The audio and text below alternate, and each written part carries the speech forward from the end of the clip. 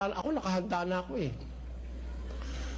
Kasi mamamatay ka rin lang naman, di ba? Mas magandang mamatay ka na for the cause of the truth. Eh kung mamatay ka sa kainom ng alak, pangit yun.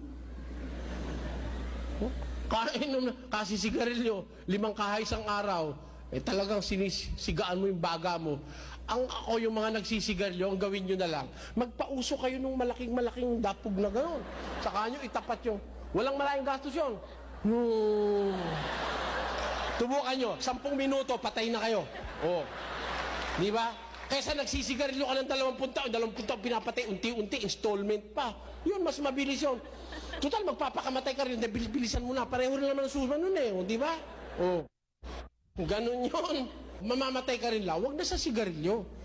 Die for the cause of the truth. Kung mauubos din lang ang pera mo, huwag sa Antikristo mo ubusin. Ubusin mo sa pagtulong sa kapwa-tao, sa pagliligtas ng kaluluwa, doon mo ubusin ang pera mo. Ayun ang dapat nating gawin. Kaya mga kababayan, yung sinabi ko sa inyo ngayong gabi, isipin nyo lang yun. Mag-isip kayo. At sumubaybay kayo sa programang Ang Dating Daan.